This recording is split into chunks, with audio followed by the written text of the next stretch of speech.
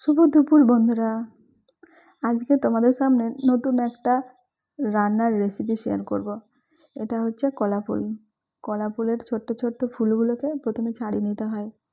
তারপর সেখান থেকে কি কি বাদ দিতে হয় দেখতে পাচ্ছ তো? এইভাবে প্রতিটা ফুল থেকে মাঝের অংশটা, ওই পাপড়ি অংশটা বাদ দিতে হয়। নিয়ে সবগুলো ছাড়িয়ে একসাথে কাটিং করতে হয়। তারপর সেটাকে সেদ্ধ করতে দিতে হয়। সেদ্ধ করার সময় না একটু চুন দিতে হয়। চুন দিলে এই যে কলার কষা ভাবটা থাকে সেটা বেরিয়ে যায়।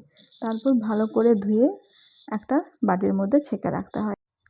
এবার কড়াইতে তেল দিয়ে একটু তার মধ্যে গরম মশলা, একটু চিনি কালারের জন্য অ্যাড করতে হয়।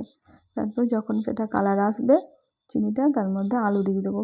আলুটা আমি একটু ব্রাউন ব্রাউন করে ভেজে নেব। তারপরে সেখানে মশলা অ্যাড করব। আমি কি কি মশলা অ্যাড করলাম দেখে নাও।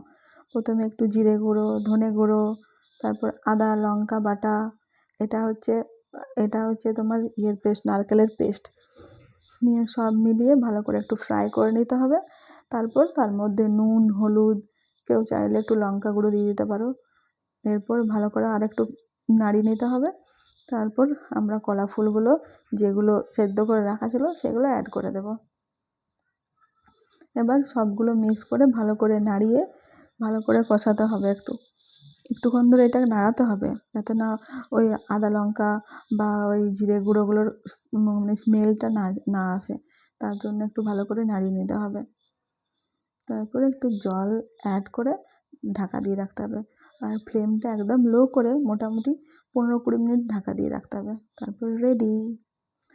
ওকে, বাই, টাটা।